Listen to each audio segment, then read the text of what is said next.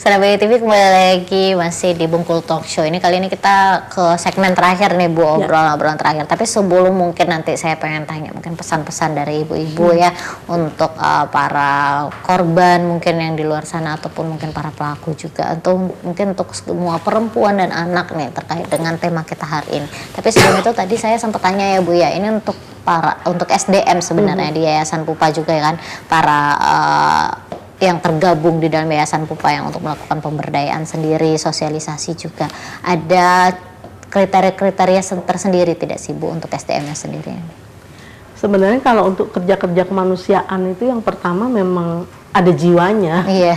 Ya, jadi dia mau dulu gitu loh. Mau itu yang pertama kan. Kalau latar belakang pendidikan sebenarnya itu bisa apa ya, kayak disesuaikan gitu. Terus tapi agak memang kalau misalnya butuh layanan khusus, misalnya kayak psikolog, maka kita kan bisa merujuk sebenarnya. Tapi kalau untuk orang yang di dalam, sebenarnya yang pertama itu tadi dia mau dulu, mau artinya memberikan waktunya, dirinya untuk kerja-kerja kemanusiaan gitu. Nah, kalau latar belakang pendidikan bisa dilatih. Cuma memang kalau dia pendidikannya pas akan lebih mudah. Jadi kalau di Pupa misalnya kita punya 2 orang yang latar belakangnya hukum, kemudian ada bimbingan konseling, dan ada yang kebidanan. Jadi ketika kita bicara kesehatan reproduksi bisa yang kebidanan, ketika kita bicara yang konsultasi bisa yang bimbingan konseling, ketika kita bicara soal hukum ada 2 yang bantu gitu.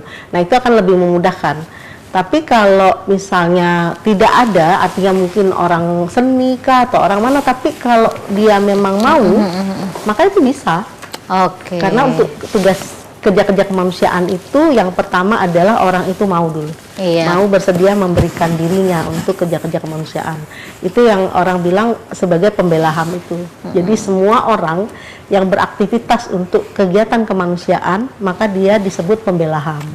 Nah, kalau perempuan berarti perempuan pembela HAM. Tadi yang kata Mak tadi, itu yang sedang kita dorong, PPHAM itu. Jadi perempuan pembela HAM itu selama ini mereka melakukan kerja-kerja kemanusiaan, tapi hak-hak dasar mereka sendiri tidak terpenuhi. Tadi cerita Mak misalnya, kalau PPHAM itu dari instansi pemerintah, mereka sudah disupport pemerintah, BPJS dan lain-lain. Nah, tapi kalau kami itu kan nggak punya. Berarti kita harus, kalau misalnya lembaga itu mempekerjakan para perempuan pembela HAM, maka dia harus mengalokasikan anggarannya untuk BPJS Kesehatan, BPJS Ketenagakerjaan, minimal itu 2. Gitu. Kalau ada hal-hal apapun dia bisa terpenuhi.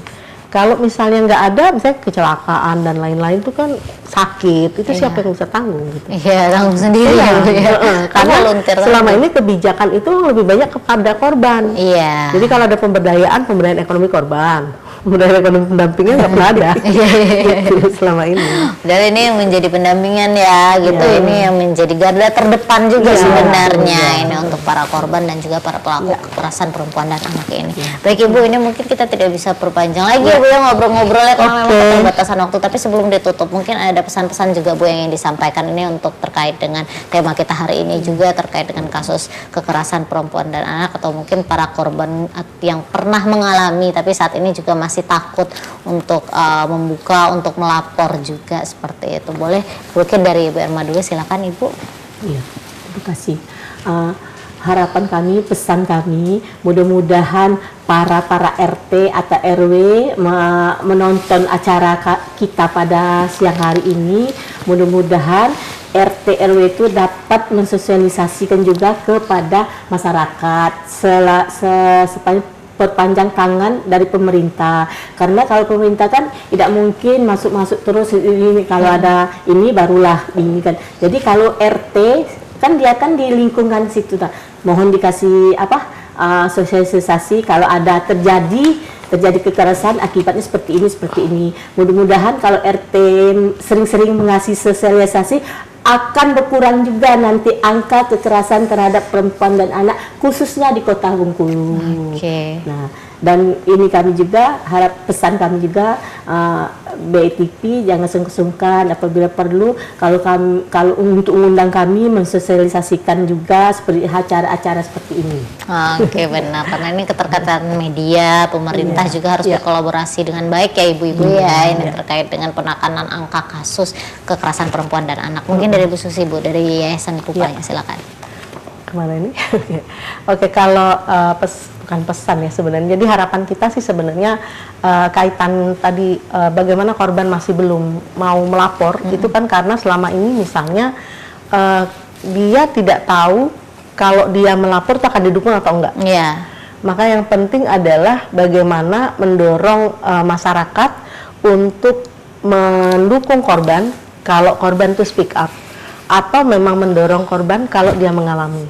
Karena terutama kalau kasus KBGO, kekerasan berbasis gender online, itu orang tidak akan tahu kalau korbannya nggak mau ngomong. Iya. Nah ini yang harus tantangannya yang harus kita dobrak ya. Jadi bagaimana kita semua misalnya mendorong korban untuk mau bersuara. Ketika dia bersuara, maka harus ada dukungan masyarakat untuk mendukung dia, bukan menyalahkan atau malah membuat dia menjadi korban lagi karena dikriminalisasi. Yang kedua adalah berharap pemerintah juga cukup serius ketika membangun UPT DPPA, maka memang dia harus disupport sumber dayanya karena korban itu memang bergantung pada layanan pemerintah. Kalau layanan masyarakat itu kan tidak selalu bisa continue, tapi layanan pemerintah itu yang bisa diharapkan untuk continue. Yang ketiga adalah soal pengakuan perempuan pembela HAM, berharap itu juga diakui sebagai pekerja profesional itu, sehingga hak-hak dasarnya misalnya hak untuk layanan kesehatan dan hak-hak ekonomi, sosial budayanya itu juga bisa dialokasikan atau dipikirkan gitu. Itu sih. Oke. Harapannya banyak ya.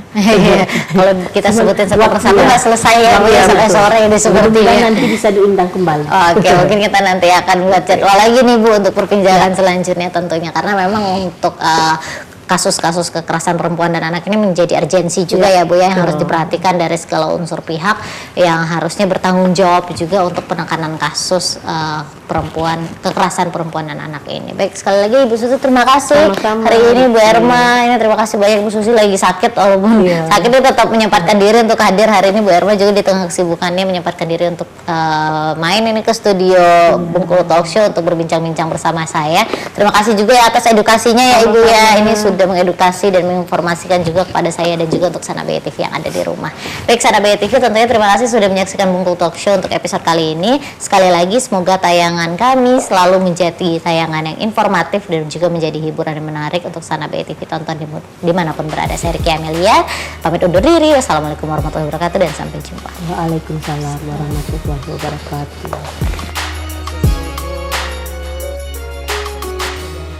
Kita kredit titel dulu dikit.